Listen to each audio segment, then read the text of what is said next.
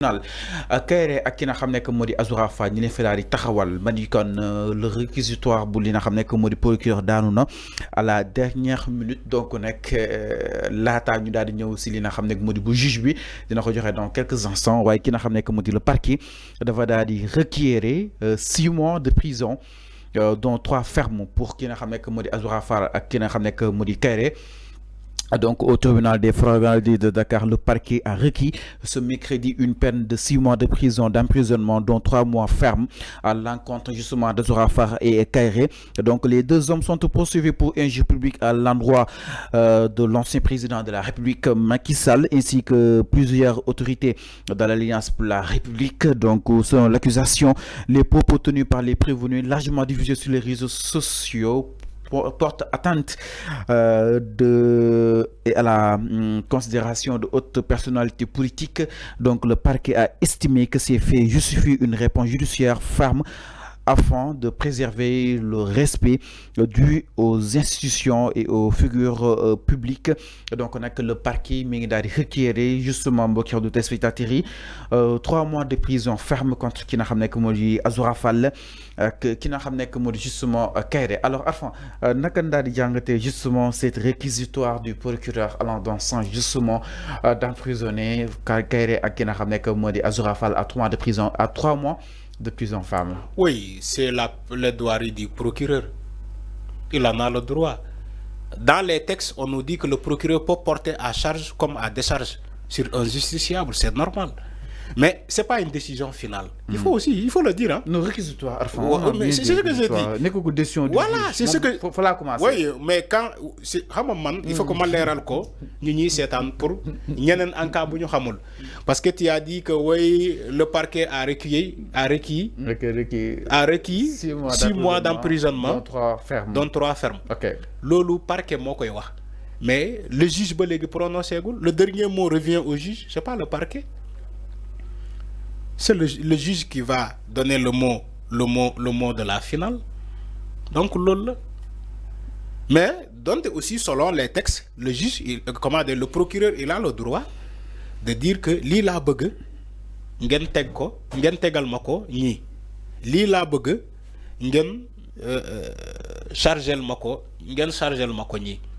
Mais aussi le juge mom moy xol selon les preuves ou bien les derniers rebondissements qui le dossier Azoura Fall xol lal ban décision lay jël final ci jugement bobu. Macky Sall waruñu ko porter atteinte exactement au final Macky Sall waruñu ko porter atteinte propos yi nga xamni te mom le procureur daal di yéki concrètement. dama né au final da nga ko wara jox respect. Au final on va dire que le juge a décidé ou bien a retenu tel et tel et tel. On va pas dire le procureur a retenu. Dans un procès là au final, on dira que le juge a retenu tel.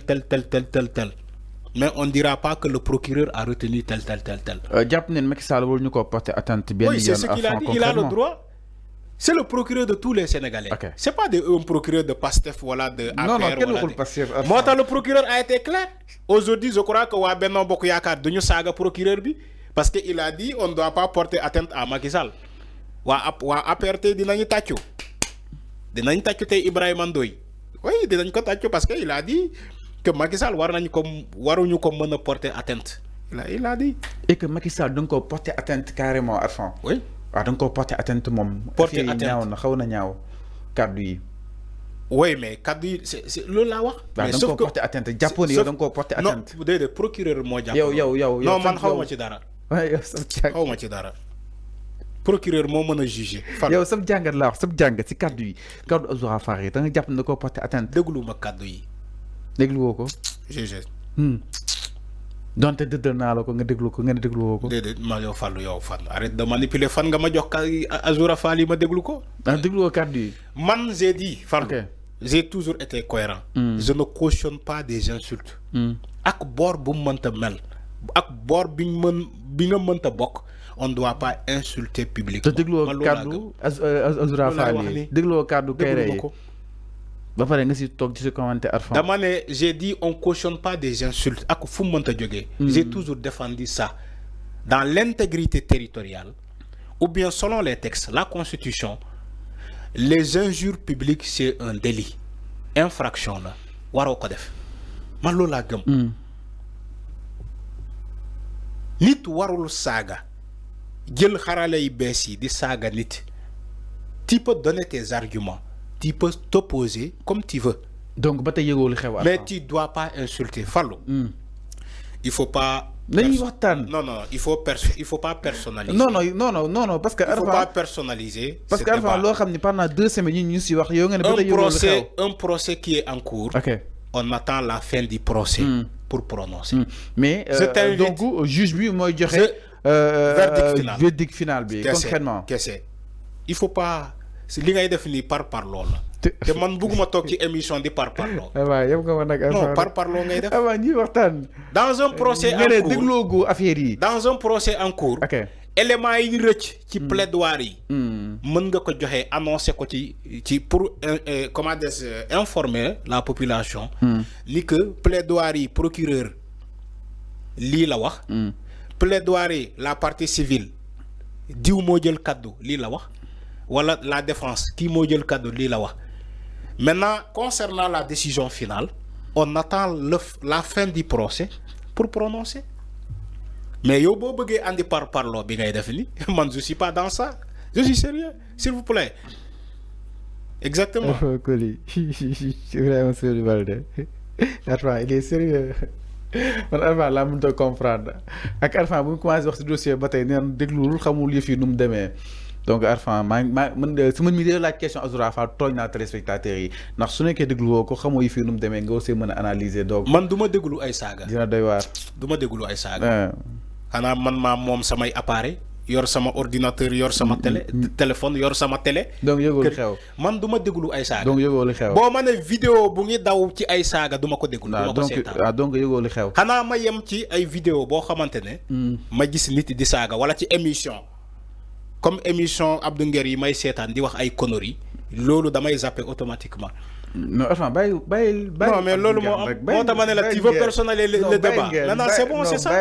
C'est ce que tu veux. Jox ce scoop tay. Nuy Azoura Dinger di Kayre ñom ñep inshallah yalla leen suñu boxam wonat li nga xamné que modi jant bi lu mu gëna gaawé parce que kasso dafa nek lo xamné dafa 10 donte mu dem tok di def li nga xamné que modi peut-être animer débat bi et tout mais quand même ñom ñep inshallah on prie pour que nous retrouvions gaaw seen ay liberté encore une fois mu nekk lu am solo concrètement juum day am juumte day am donc procureur il est dans son droit wala kon il est dans ses devoirs le fait que mu am boo dina xam ne que moo di réquisitoire tout en espérant que juge bi du ko si suivre aussi ñu gaaw amal li nga xam ne que moo di justement procès bu ki nga xam ne que moo di Abdou Nguer Sénégal mën a ñëpp nekk si jàmm macha allah loolu la ñuy daal di sàkku encore une fois Arfan il était nombreux à nous suivre bàyyi nga daal di tàggatoo ak ñoom téléspectateurs yi nga xam ni itam ñoo doon daal di bàyyi xel à travers li nga xam ne que alors damay nuyu Serigne Mbacké. J'aime pas la façon dont tu me regardes.